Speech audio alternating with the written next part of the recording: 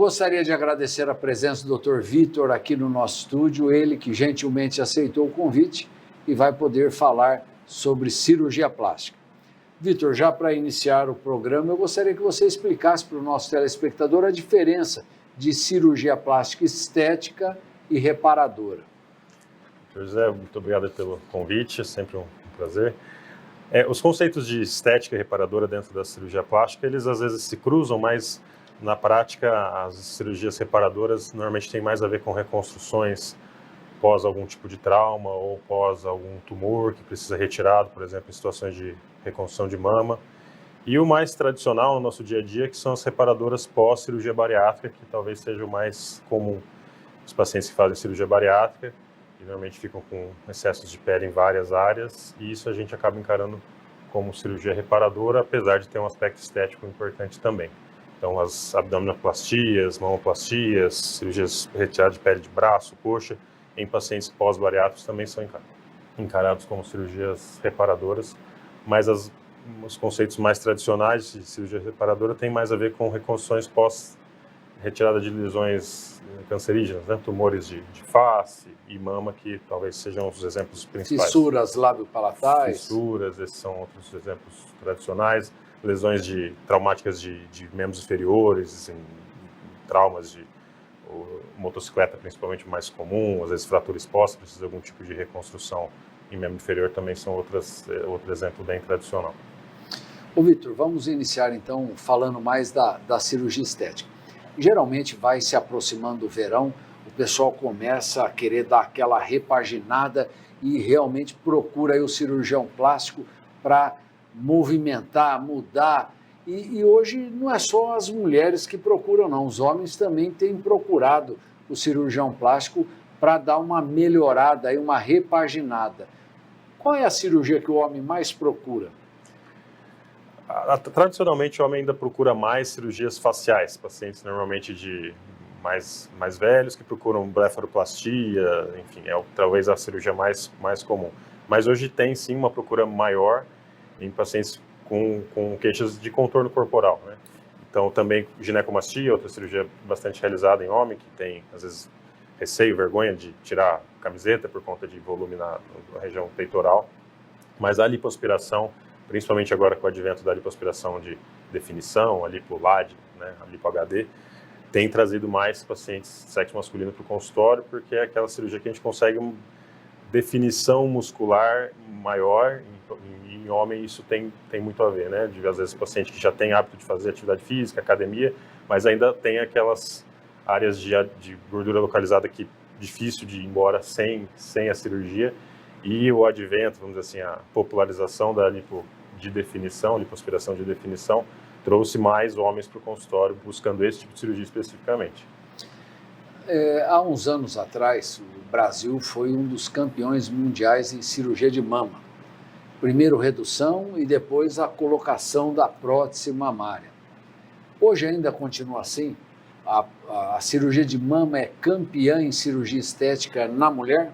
Sim, a cirurgia de mama, justamente por terem vários tipos de cirurgia para a mesma área, né, para a mama, é um movimento de cirurgia maior dentro de um consultório de cirurgia plástica, normalmente é de cirurgia de mama, justamente por isso, né? Então tem as pacientes que vêm atrás de redução de mama, que é uma cirurgia muito comum, as pacientes que vêm por aumento de mama, então de colocação de prótese, e a cirurgia provavelmente a mais procurada, que é a que a gente chama de mastopexia com prótese. Então é aquele perfil de paciente que já teve seus filhos e depois tem aquela queda tradicional da mama, perde volume, perde posição, e normalmente a indicação, o melhor tipo de tratamento para esse tipo de paciente é a cirurgia que a gente põe a prótese, mas não só põe a prótese, a gente faz a mastopexia, que é o lifting da mama, o levantar a mama, além de pôr a prótese, que de todas as cirurgias mamárias é a mais indicada, mais procurada no consultório, por ter esse perfil de paciente, né? Os pacientes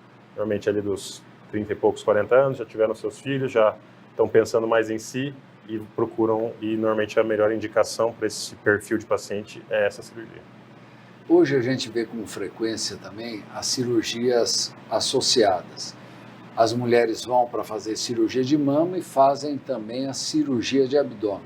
Aumentou muito essa associação, essa procura é bastante grande, Vitor? É comum justamente nesse mesmo perfil de pacientes, né? Pacientes que já tiveram filhos e vêm aquelas mudanças no corpo, não só na mão, mas também no corpo, que vêm após a gestação, que muitas vezes tem a ver com o abdômen, principalmente, né? Então, flacidez de pele, a diástase do músculo reto abdominal, que influencia bastante, normalmente, na estética do abdômen.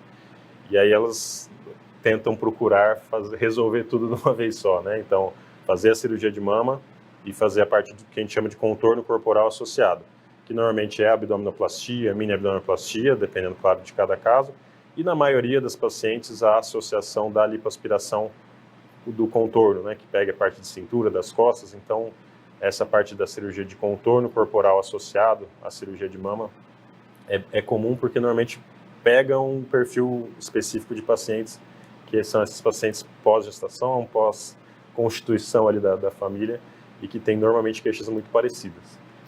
O Vitor, nós vemos que hoje cada vez mais as cirurgias, não só cirurgias plásticas, como as cirurgias em geral, estão cada vez menos invasivas. E a gente vê alguns tipos de cirurgia, como lipoaspiração, colocação de prótese mamária, sendo realizada no próprio consultório e muitas vezes sem internação. Está se tornando muito comum isso? Sim, aqui vai depender muito da estrutura que tem em cada consultório, né? Mas uma possibilidade de que a gente chama de day hospital, né? Uma clínica com uma estrutura de centro cirúrgico para cirurgias de menor porte, isso é possível e às vezes bem indicado, porque às vezes nessas estruturas você tem um ambiente cirúrgico que é praticamente só usado para aquele tipo de cirurgia, isso tem vantagens. E para cirurgias de porte menor, que são esses exemplos, às vezes uma lipoaspiração de uma área específica ou uma colocação de prótese, são cirurgias normalmente ali de porte cirúrgico, vamos dizer, 1h30, alguma coisa nesse sentido, a gente consegue fazer com segurança nesse ambiente. É claro que tem consultórios e consultórios, clínicas e clínicas, isso tem que ser bem avaliado, mas dá para sim para encaixar esse tipo de cirurgia nessas situações. Nós víamos com frequência também as mulheres que procuravam o seu cirurgião plástico para fazer muitas vezes uma cirurgia de lipoaspiração ou de abdômen, e o cirurgião plástico fazia elas emagrecer primeiro. Não, você tem que emagrecer para depois operar. Ainda hoje é assim?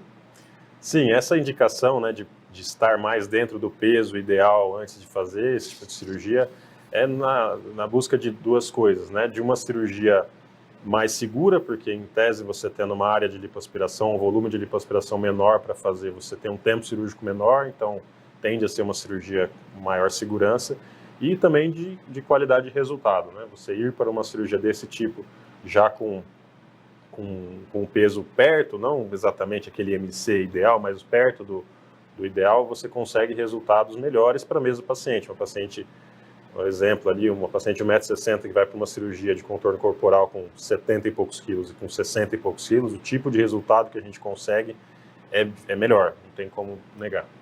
Sim. Muitas vezes, a cirurgia plástica em si tem a formação daqueles queloides. Hoje você consegue prevenir a formação do queloide? Tem cirurgia para tirar o queloide? Como vocês lidam com isso? Sim, essas cirurgias especificamente, né, mamoplastias, abdominoplastias, são cirurgias de cicatrizes extensas, né? Então, o padrão de cicatrização da paciente vai influenciar muito na qualidade final da cirurgia. O queloide em si é um tratamento mais difícil, né? Mas a maioria dos pacientes que encaram como queloide, na verdade, é uma cicatriz que a gente chama hipertrófica, que é uma cicatriz que tem tratamento no sentido de você conseguir melhorar coloração, às vezes afinar mais ela com utilização de lasers, algum tipo de ácido, peeling, ou às vezes correção cirúrgica mesmo de cicatriz, porque muitas vezes uma correção cirúrgica a gente não tem toda aquela tensão do primeiro procedimento, da cirurgia em si, da abdominoplastia, e a gente consegue cicatrizes de melhor qualidade. Então vai depender muito do caso, mas mesmo para queloides, que são casos realmente mais complexos, a gente tem maneiras de manejar, com beta-terapia, então tem várias maneiras, claro, sempre individualizando, de tentar melhorar o aspecto da cicatriz. Antigamente falava-se que o cirurgião plástico não gostava de operar no verão, que era muito melhor operar no inverno. Esse conceito ainda continua? Para regiões como a nossa aqui, que frio, na verdade, é difícil, né?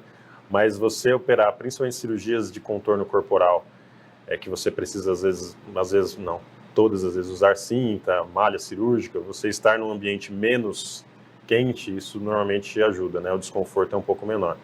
Mas atualmente, como praticamente todos os ambientes que a gente tem disponível ar-condicionado, isso acaba que hoje não influencia tanto que uma dos períodos do ano, um movimento cirúrgico tradicionalmente maior, são os períodos de férias agora de final de ano, porque o pessoal às vezes pega férias coletivas, enfim, então novembro, dezembro, janeiro, são normalmente períodos que tem um movimento cirúrgico grande e, enfim, são períodos quentes, né? Então, melhor tem suas vantagens, sim, você operar num período menos quente do ano, mas dependendo ali da situação, não vai ficar preso a isso, né, por conta da cirurgia.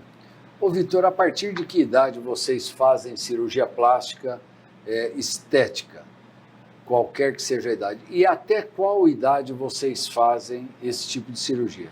Até pergunto, porque quando minha mãe fez 79 anos, eu fui tomar café da manhã com ela e falei, mãe, o que a senhora quer de presente de aniversário? Ela falou, posso pedir? Eu falei, não, pode pedir. Ela falou, queria fazer uma cirurgia plástica no meu rosto. Eu falei, mãe, a senhora está com 79 anos, né? Cirurgia plástica. Você falou que podia pedir.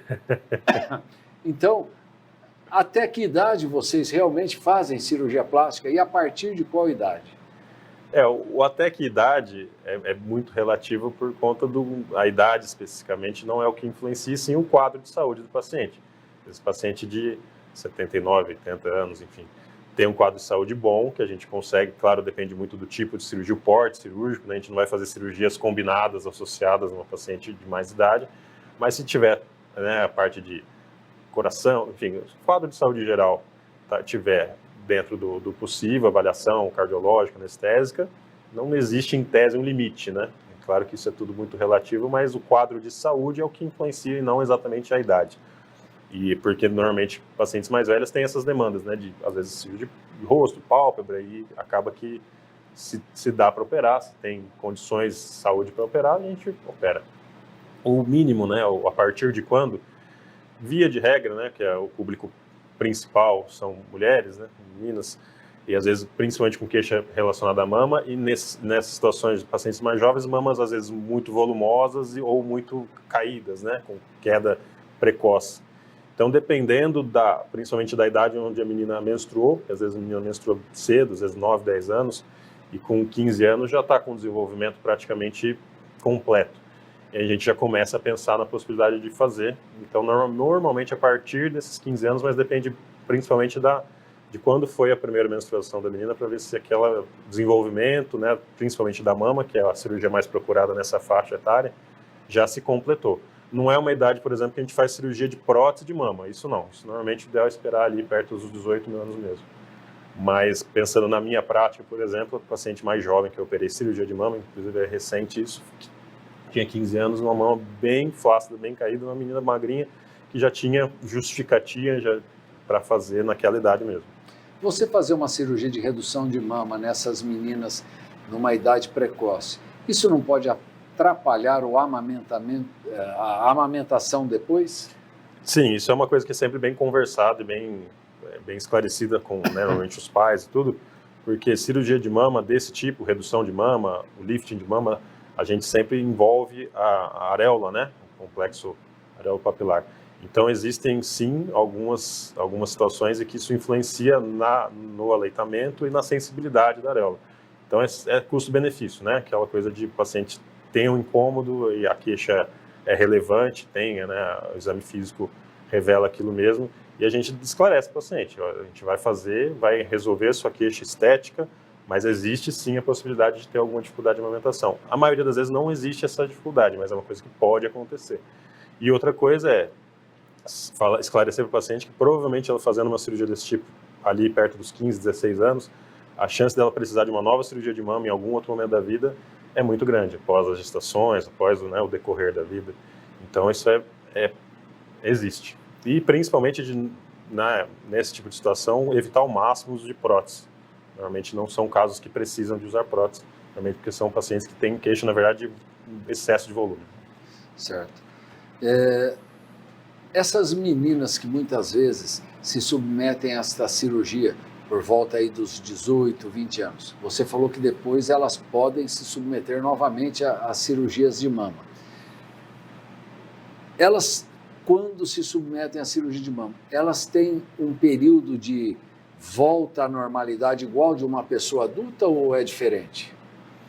Sim, na verdade, assim, o período de recuperação pós-cirúrgica acaba que não influencia tanto essa questão da idade. Tem normalmente um período ali, principalmente é um período meio, mas as primeiras 3 semanas que a gente pede para ficar com o movimento do braço mais restrito e é basicamente isso, né? O uso do sutiã cirúrgico, não deitar, né, na hora de dormir, isso é uma das coisas mais chatas, você não poder deitar de lado nem de bruço. Mas isso acaba não influenciando se é mais jovem ou mais velha, ou se é uma cirurgia primária ou secundária de mama. Isso acaba não... As mulheres que se submetem à colocação, muitas vezes, da prótese, depois de quanto tempo elas têm que refazer, têm que tirar essa prótese, colocar outra, muitas vezes encapsula, tem que tirar a cápsula. Quanto tempo depois tem que fazer uma revisão dessa prótese? Esse tempo específico não existe, né?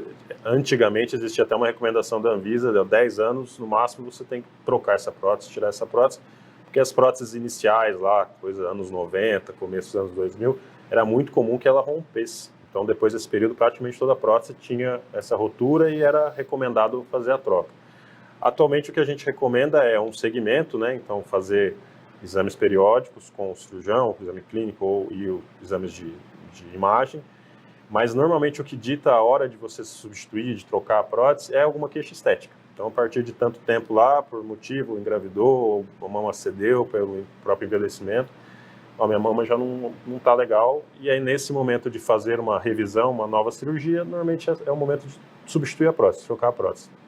E existe também essa questão da cápsula. Toda prótese que a gente coloca, a gente acaba... O corpo da paciente faz essa cápsula em volta da prótese, e essa cápsula tem uma tendência de ficar mais espessa com o tempo, e isso também, ao longo prazo, às vezes gera algum tipo de incômodo, tanto estético quanto, às vezes, de sensibilidade mesmo. Então, essa cápsula é outra coisa que influencia no momento da troca. Mas também é uma coisa muito individual. Tem pacientes que já têm ali, conheço pacientes com 20 anos com a mesma prótese, não tem nem queixa estética, nem da cápsula, e mantém. É mais um acompanhamento que dita essa hora de mexer. Existem pessoas que põem a prótese e ficam para o resto da vida, não trocam? Existe, né? Não é uma coisa, não é o cotidiano, não é o mais comum, mas existe. Até saiu recentemente uma reportagem falando de uma das primeiras pacientes que pôs prótese de silicone lá nos anos 70, que faleceu com a mesma prótese, não precisou mexer.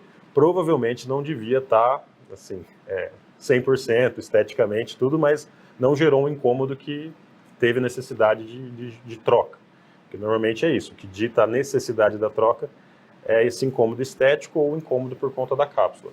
Se não houver isso, o paciente não estiver incomodado, não tem uma necessidade. Precisa trocar porque a prótese, a partir de tantos anos, ela precisa ser substituída. Atualmente isso não existe. Existe alguma contraindicação absoluta para a prótese mamária? Não, absoluta não. Existe